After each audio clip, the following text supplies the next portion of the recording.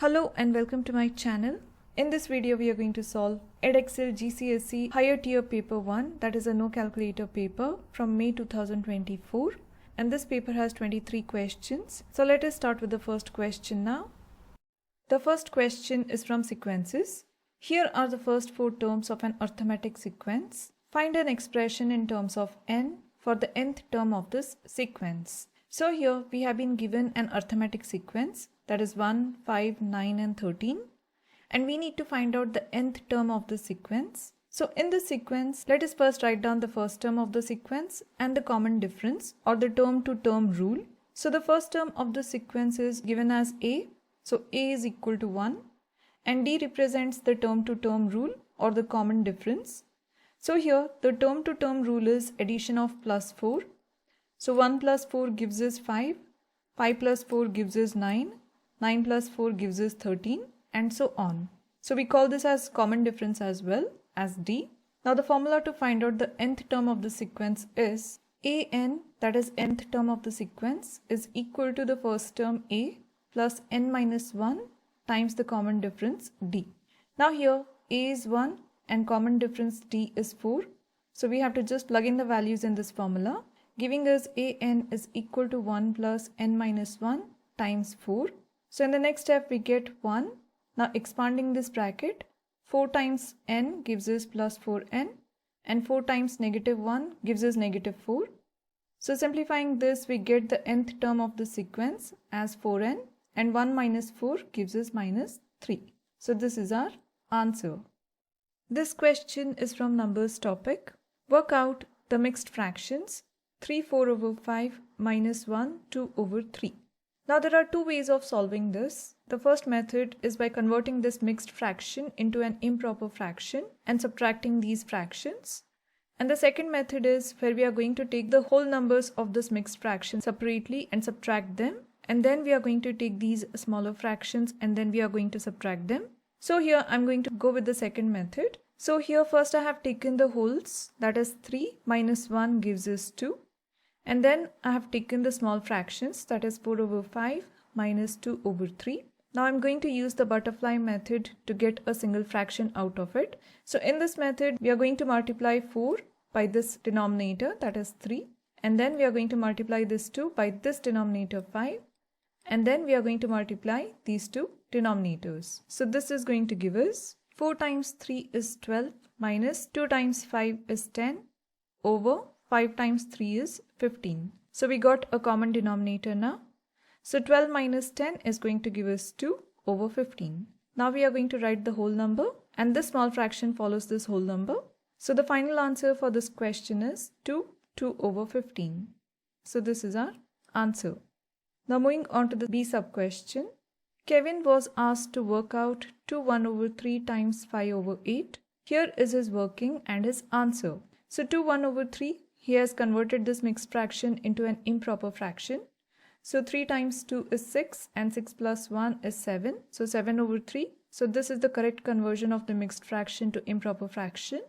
And then he has multiplied 5 over 8. And then he has multiplied the numerators, that is 7 times 5 is 35. And he has multiplied the denominators, that is 24. This step is also correct. And then he has converted this improper fraction into a mixed fraction. So Kevin's answer is wrong. This is what is given. So we have to convert this improper fraction into a mixed fraction. So let us use the long division method here. So we are going to divide 35 by 24. Now 24 one times is 24. This goes in 35. So subtracting them, we are going to get the remainder as 11, not 9. So Kevin has got the remainder as 9 instead of 11. So this is his mistake. So here we have to write the answer should be 11 over 24. So this is our explanation. Now there are some questions from this paper which I have already solved, like this one. So you'll find the link of the detailed explanations of these questions in the description box below, or you'll find the link over here for the respective questions for your reference. Now let us move on to the next question. This question is from Venn diagrams and probability. Here is a Venn diagram. Write down the numbers that are in set P complement. So P complement means we have to just leave all the elements which are inside the circle of P and we have to take the elements which are outside the circle. So we can see that 10, 11, 13, 14, 16 and 17 are the elements which are outside the circle of P. So this is the answer for the first A question. Now moving on to the next sub-question. A number is chosen at random from the universal set. Find the probability that this number is in the set P union Q. So P union Q means we have to take all the elements which belong to the circle of P as well as Q. We can see that there are 5 elements that belong to P and Q. And since we need to find out the probability, we have to also consider the total number of elements in this Venn diagram. So the total number of elements are 9, that is 5 plus 4 is 9. So there are 5 elements for P union Q out of total 9. So let us write here. The answer is 5 over 9. This question belongs to rates of change as well as numbers, that is estimation. Sophie drives a distance of 513 kilometers on a motorway in France. She pays 0.81 euros for every 10 kilometers she drives. Work out an estimate for the total amount that Sophie pays. So we have to find out an estimate for the total amount that Sophie pays. So let us round the distance and the amount given to one significant figure. So rounding to one significant figure, we get 513 kilometers as 500 kilometers and 0.81 euros as 0.8 euros. Now it was given that for every 10 kilometers she drives, she pays 0.8 euros. So for 500 kilometers, we have to find out how many euros she is going to pay. So I'm going to use the cross multiplication method here. So we are going to multiply 500 with 0.8 and then divide it by 10. So here we can cancel 1 0 from the denominator and 1 0 from the numerator, and 50 times 0.8 is going to give us 40 euros. So this is the estimate for the total amount that Sophie pays to travel 500 kilometers. Moving on to the next sub-question. Is your answer to part A an underestimate or an overestimate? Give a reason for your answer. Now here, when we were rounding the distance and the amount, we have reduced their values. From 513 we have got 500 and from 0.81 we have got 0.8. So this is an underestimate because we have reduced the values over here. So the answer is going to be, it is an underestimate as the values are rounded down. This question is from straight line graphs. Here is a straight line L drawn on a grid. Find an equation for L. Now we have the general equation of a straight line as y is equal to mx plus c, where m is the gradient of the line and c is the y-intercept. Now let us find out the gradient first. And to find out the gradient, we need a rise and run. So here we can choose any 2 points on the given line. So I'm going to choose the point over here, that is at -2, and I'm going to choose the point over here, that is at +3. So here from the x-axis, the height of this point is 3 and the distance of this point -2. From the y-axis is 2. It's not -2, it is 2 because we are considering the distance, and since the line is going upwards from left to right, this is going to have a positive gradient. So the rise is 3 and the run is 2. So here we are going to write the gradient as 3 over 2. And to find out the y-intercept, we have to see the point where the line crosses the y-axis. So we can see that this line crosses the y-axis at the point y equal to 3. So the y-intercept c is going to be 3. So plugging in the value of m and c in the equation, y equal to mx plus c, we get the equation for line L as y is equal to 3 over 2x plus 3. Now moving on to the B sub question. M is a different straight line with equation y equal to 5x. Write down the equation of a straight line parallel to M. Remember that for parallel lines, we have the same gradient, but the y-intercepts will change. So here for this equation, we are going to have the same gradient, y equal to 5x, and we can consider any value for y-intercept for parallel lines. So here I am going to write the equation of a straight line which is parallel to M as y equal to 5x plus 4. Now you can take any value of c, you can take negative values, you can take fractions, you can take decimals, you can take anything. So here I have considered a simple value for y-intercept, that is plus 4. So this is our answer. You will find the solution to this question by clicking on this link, or you'll find the link in the description box below. Now let us move on to the next one. This question is from statistics. Len has 8 parcels. The mean weight of the 8 parcels is 2.5 kilograms. The mean weight of 3 of the parcels is 2 kilograms. Work out the mean weight of the other 5 parcels. So here we have been given there are total 8 parcels and the mean weight of 8 parcels and 3 parcels are given. So we need to find out the mean weight of the other 5 parcels. So for this we have to use the formula total is equal to mean times number of items. Now in this case we have taken total weight is equal to mean weight times the number of parcels. Now the total weight of 8 parcels is going to be the mean weight of 8 parcels, which is 2.5 kilograms, times the number of parcels are 8. So 8 times 2.5 gives us 20 kilograms. Now let us do the same thing for the total weight of 3 parcels. So total weight of 3 parcels is equal to number of parcels are 3 times the mean weight is 2 kilograms. So 3 times 2 is going to give us 6 kg. Now to find out the total weight of 5 parcels, we have to subtract the total weight of 8 parcels and 3 parcels. So 20 minus 6 is going to give us 14 kg. Now once we have got the total weight of 5 parcels as 14 kg, let us find out the mean weight using this formula. So mean weight of 5 parcels is going to be total weight of 5 parcels divided by the number of parcels. Now total weight of 5 parcels we had got it as 14 divided by 5. Now 14 divided by 5 is going to give us mean weight of 5 parcels as 2.8 kg. So this is our answer. This question is from percentages. In a sale, the normal price of a coat is reduced by R%. Given that the sale price is equal to 0.7 times the normal price, find the value of R. Now here 0.7 is being got after the reduction by R%. So 0.7 is also equal to 70%. So we got 70% by subtracting 30% from 100%. So 100 minus 30 gives us 70%. So the sale price becomes 70% times the normal price. So here the reduced percentage is going to be 30%. This is our answer.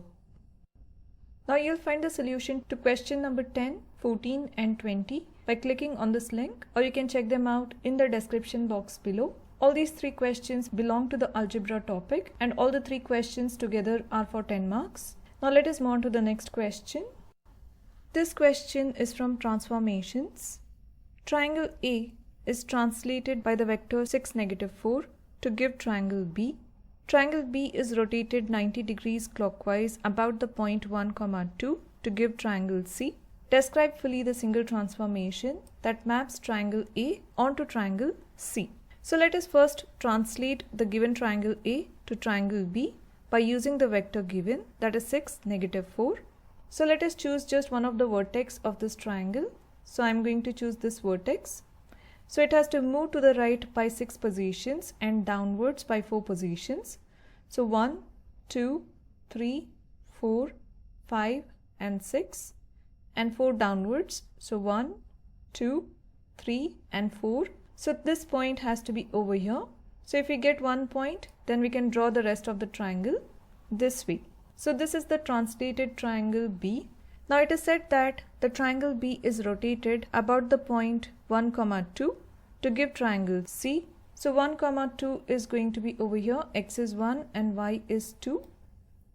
So you can use the tracing paper over here and you have to draw this triangle on the tracing paper and rotate it clockwise 90 degree to get triangle C. So this is the rotated triangle C by 90 degrees clockwise. And these are the coordinates of the vertices, that is negative 3, 0, negative 3, negative 1 and negative 1, negative 1. Now I do not have the tools to show you the rotations over here. So I will explain you how to do the steps.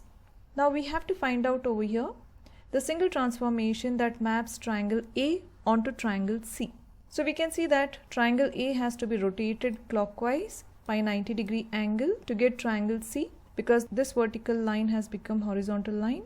So it is going to be a 90 degree rotation clockwise. Now this is a rotation, so we need to find out the center of rotation as well.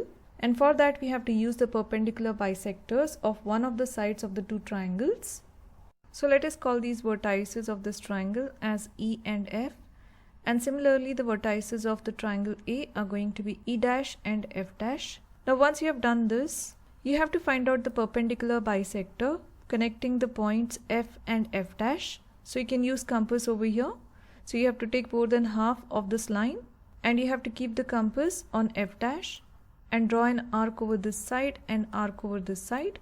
Now keep the same radius on the compass and keep the compass on this side and draw an arc cutting these two arcs, and then you have to draw a line passing through these 2 points. So the line is going to be on y equal to 1.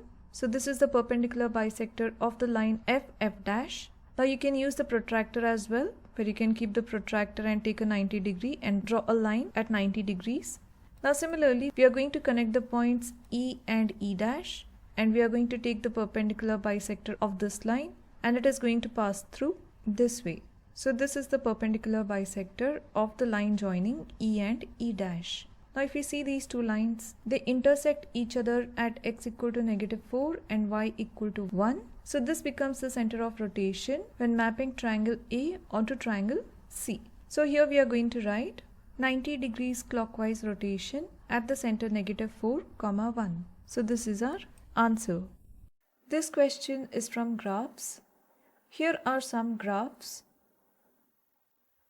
Write down the letter of the graph that could have the equation y is equal to x square minus 4.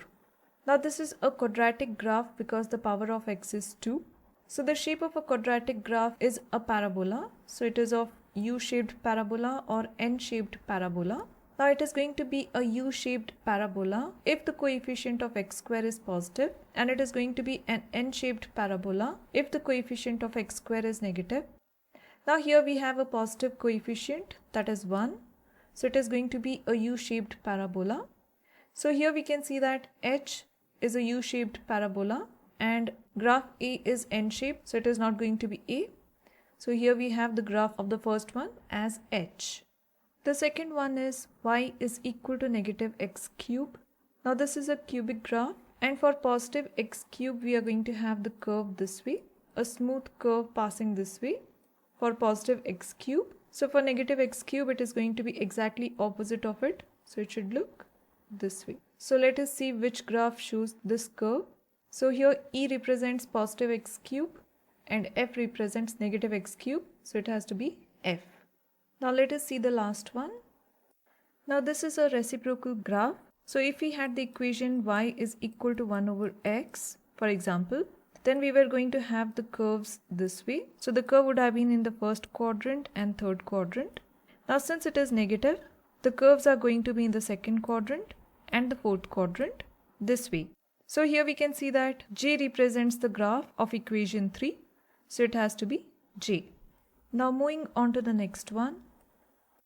This question is from statistics. The table gives information about the amount of time that each of 150 people were in a shop.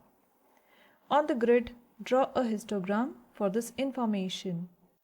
So here we have to plot the given data on this histogram, and for this we need frequency density of the given data, and to find out the frequency density we are going to use the formula frequency divided by the class width. Now frequencies are given to us.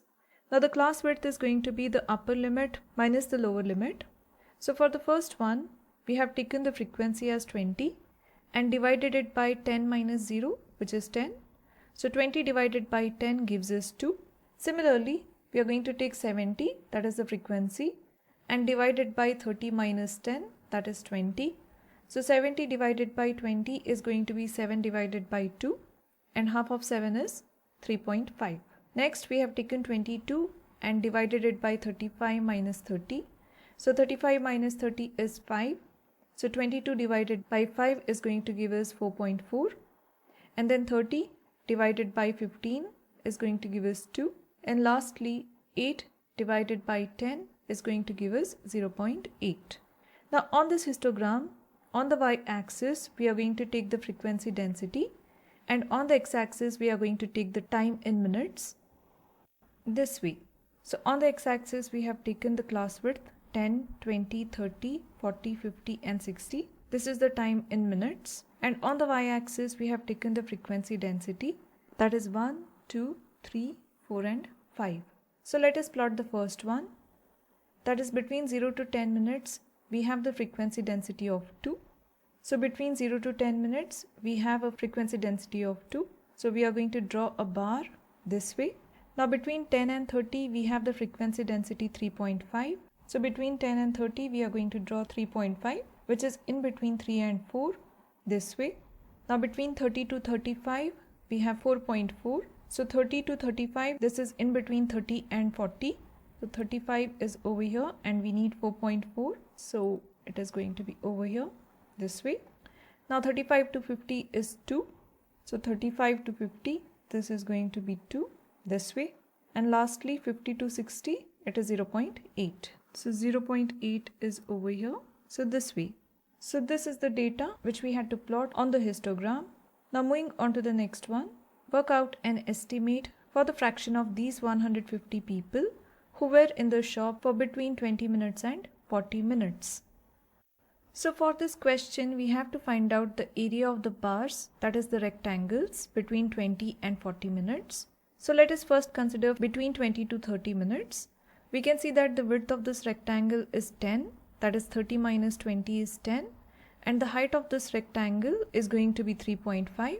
So the area of this rectangle is going to be 10 times 3.5. So here we have written between 20 to 30 minutes, we have the width as 10 times the height of the bar is 3.5, giving us 35. Now let us take in between 30 to 35. The width is going to be 5 and the height of this bar is 4.4. So here we are going to get 5 times 4.4 as 22 for the time between 30 to 35 minutes. And finally we have to take from 35 to 40 minutes. So the width is going to be 5 and the height of this bar is 2. So we get 5 times 2. So this gives us 10. Now adding all these numbers, we get 67. So 67 number of people were in the shop for between 20 minutes and 40 minutes out of the total 150 people. So here our answer as a fraction is 67 out of 150. So this is our answer. You will find the full solution of this question over here by clicking on this link, or you can also check out the link in the description box below. This question is from probability topic. There are only n orange sweets and 1 white sweet in a bag. Saira takes at random a sweet from the bag and eats the sweet. She then takes at random another sweet from the bag and eats this sweet. Show that the probability that Saira eats 2 orange sweets is n minus 1 over n plus 1. So let us first write down the probability of getting orange sweets and white sweets. So the probability of getting an orange sweet is going to be, since there are n orange sweets, we have written n over the total number of sweets is going to be orange sweets plus white sweets, that is n plus 1. And the probability of getting white sweet is going to be 1 divided by the total number of sweets, that is n plus 1. Now here in this question, we have to find out the probability that Saira eats 2 orange sweets. So she is going to pick up an orange sweet from the bag and she is going to eat it. And then she is going to take another orange sweet from the bag and she is going to eat it. So here the probability of getting 2 orange sweets is going to be, so when she is going to pick up the orange sweet for the first time, the probability is going to be n over n plus 1. Now she has eaten that sweet. So total number of orange sweets are going to reduce by 1, as well as the total number of sweets in the bag. So for the next time when she is going to pick up the sweet, the number of orange sweet is going to be reduced by 1, that is n minus 1, as well as the total number of sweets are going to be reduced by 1. So n plus 1 minus 1. Now plus 1 and minus 1 will add together to give us 0. Simplifying this fraction as n over n plus 1 times n minus 1 over n. Now we can cancel the n from the numerator and n from the denominator, giving us the probability that Saira eats 2 orange sweets as n minus 1 over n plus 1. So we have shown the answer. This question is from numbers topic. Rationalize the denominator of 1 over square root of 7. So here basically we have to multiply the numerator and denominator by square root of 7. So 1 times square root of 7 gives us square root of 7 divided by square root of 7 times square root of 7. You get square root of 49 giving us 7. So this is our answer. Now the B question is, simplify fully square root of 80 minus square root of 5. Now let us keep on dividing this number 80 into smaller and smaller factors. So we can write square root of 80 as square root of 8 times 10. Now we can write 8 as 2 times 2 times 2 and 10 as 2 times 5. Now we have a pair of 2 over here. So we get 2 times 2 is 4 and square root of 4 is 2. Similarly, we have another pair of 2 over here. So 2 times 2 is 4 and square root of 4 is 2 times square root of 5. So square root of 80 can be simplified as 4 times square root of 5. Now let us subtract square root of 5 from 4 square root of 5. So 4 root 5 minus 1 root 5. Now root 5 is common. So 4 minus 1 is going to give us 3. So the answer is going to be 3 root 5. This question is from numbers, that is recurring decimals to fractions. Show that 0.15 where 15 is recurring plus 0.27 where 27 is recurring can be written in the form m over 66 where m is an integer. So let us write these two numbers in the expanded form. So 0.15 recurring can be written as 0.15, 15, 15 and so on. And 0.227 can be written as 0.2 and 27 is recurring as we can see. Now in the next step, we have added these two numbers. So we get 0. Now 1 plus 2 is 3, 5 plus 2 is 7, 1 plus 7 is 8, 5 plus 2 is 7, 1 plus 7 is 8, 5 plus 2 is 7 and it goes on. So you can see that 7, 8 is recurring in the addition of these two numbers. So now we are going to focus on this number. And let us call this number as A. Now let us multiply both the sides of the equal to sign by 10. And we will keep doing this till we get the same digits after the decimal point. So 10 times A is equal to, now when we multiply this number by 10, we get 3.78, 78, 78 and so on. And let us call this as equation 1. Now in the next step, we have multiplied both the sides of the equal to sign by 10 again. So 10 times 10 gives us 100A is equal to, now 10 times this number, we get 37.87, 87, 87 and so on. Now in these two equations, we can see that after the decimal point, we have not got the same digits in the same place. So here we have got 7, here we have got 8, here we have 8, here we have 7. So we are going to multiply this equation by 10 again on both the sides of the equal to sign. So 100 times 10 gives us 1000A is equal to, now this number times 10.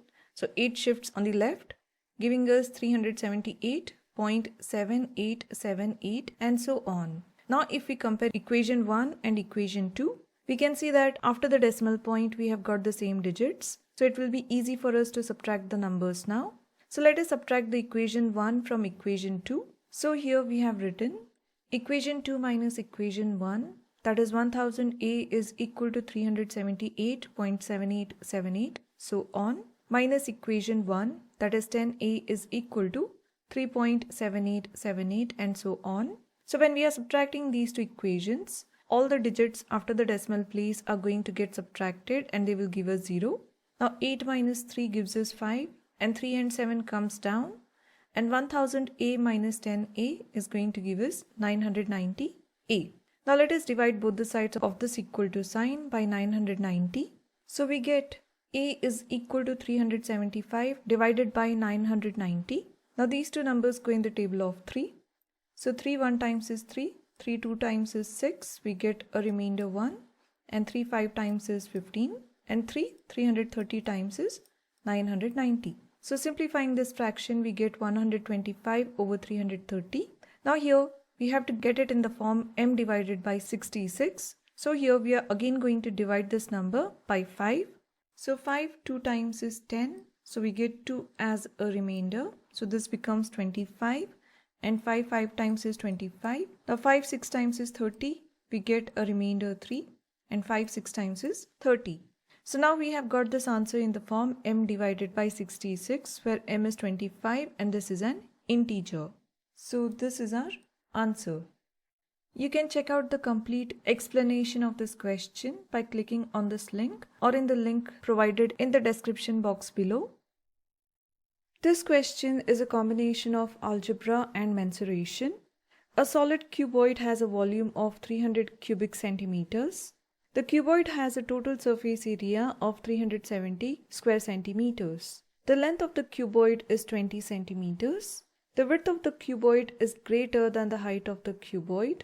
Work out the height of the cuboid. You must show all your working. So we have been given a cuboid over here whose length is 20 centimeter and the width of the cuboid is given greater than the height, and the volume of this cuboid is given as 300 cubic centimeters, and the total surface area is given of this cuboid. So let us first make use of the volume of the cuboid given. Now the formula to find the volume of cuboid is length times width times height.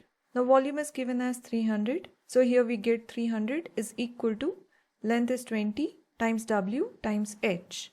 Now dividing both the sides by 20, we get W times H is equal to 300 over 20. Now we can cancel 1 0 from denominator and 1 0 from numerator, giving us 30 over 2, and 30 divided by 2 gives us 15. So W times H is equal to 15, and let us consider this as equation 1, and let us take H on the other side of equal to sign. So we get W is equal to 15 divided by H, and let us consider this as equation 2.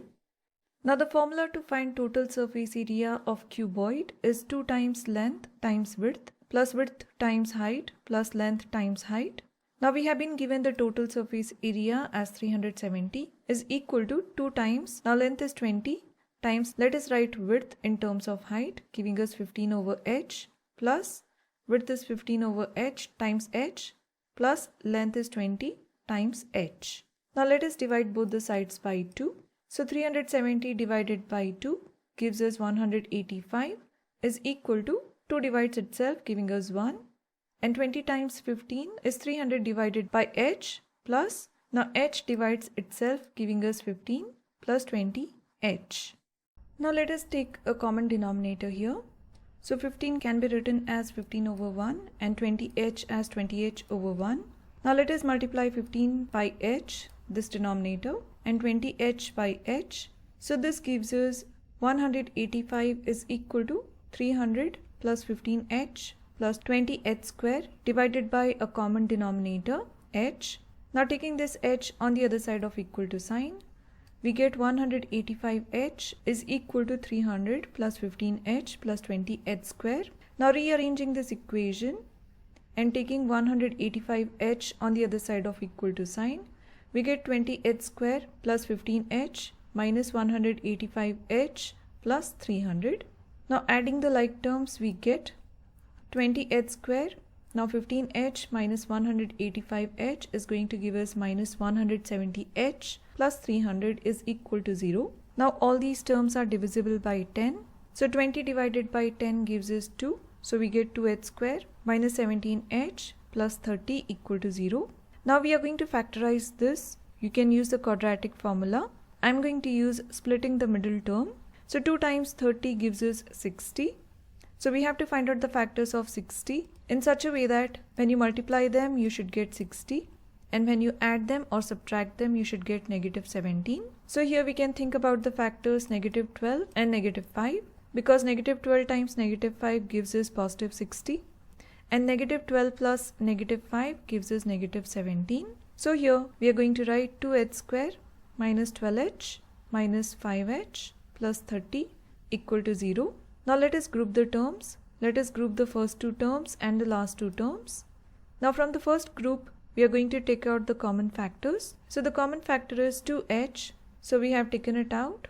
And inside the bracket, we get H minus 6. Now from the second group, negative 5 is a common factor. So we have taken it out, and inside the bracket we get H minus 6 equal to 0. So this gives us two factors, that is 2H minus 5 times H minus 6 equal to 0. Now equating each of these factors equal to 0, we get 2H minus 5 equal to 0 and H minus 6 equal to 0. Now in the first factor, taking negative 5 on the other side of equal to sign, we get 2H is equal to 5. And in the second factor, taking negative 6 on the other side, we get the height H as 6 centimeter. Now in the first factor, dividing both the sides by 2, we get H equal to 5 divided by 2. or 2.5 centimeters. So here we have two values for the height, that is 2.5 centimeters or 6 centimeters. So one of the two values is the correct answer to get the height over here. Now for this, let us consider the equation 1 which we had got, where we had got width times height equal to 15. So here we have written width times height was equal to 15, and it was given that width has to be greater than height. So if we consider height is going to be 6 centimeters, then we are going to get width is equal to 15 divided by 6. So this fraction can be simplified, that is 3 5 times is 15 and 3 2 times is 6, giving us 2.5 centimeter for the width. So in this case, the width is going to be lesser than the height. So height cannot be 6 centimeter, height has to be 2.5 centimeters. So here the height of the cuboid is 2.5 centimeters. So this is our answer. This question is from Trigonometry. Sketch the graph of y is equal to sin x for x ranging from 0 to 360 degrees. So here we have to draw a curve representing sin x, and we know that the maximum and the minimum values that the sine function can reach is positive 1 and negative 1, and we need to know values of the standard angles of sin x. That is, when x equal to 0, we get the value of y is equal to sin 0, that is 0. So the point will be over here. Now when x is 90, we get y equal to sin 90, and it is going to be 1. So y is equal to 1, the point will be over here. When x equal to 180, sin 180 is 0. So we get y value as 0, it will be over here. Sin 270 is negative 1. So the point will be over here at negative 1. And sin 360 is 0. So the point is going to be over here. Now we have to just draw a smooth curve joining these points this way. So this is going to represent the answer for part A of this question. Now moving on to part B. Solve the equation 2 times sin x is equal to negative 1 for 0 to 360 degrees. Now let us divide both the sides of this equal to sign by 2. So we get sin x is equal to negative 1 over 2. Now sin x was given as y. So this means y will be equal to negative 1 over 2. And y equal to negative 1 over 2 is over here, that is negative 0.5. So let us draw a line at y equal to negative 1 over 2 this way. Now we can see that this line cuts the curve at 2 points. One is over here and the second one is over here. This means this equation has two values for x. So let us find out the values now. Now we know that sine of 30 degrees is going to be positive 1 over 2. So let us keep in mind this 30 degrees, and let us look at this point now. This point has come after 180 degrees. So we have to add 30 degrees to 180 degrees. So this is going to give us 210 degrees. And this point comes before 360 degrees. So we have to subtract 30 degrees from 360 degrees. So here we have written 180 plus 30, giving us this angle as 210 degrees. And 360 minus 30 degrees, giving us 330 degrees. So this is our answer. Now this is the last question from this paper, a very important question from geometry, that is circle equations and straight line graphs. And I have explained in details this question in this video. So you can click on this link. You can also check out in the description box below for the link. And I hope you have understood all the steps of all the questions and liked the video.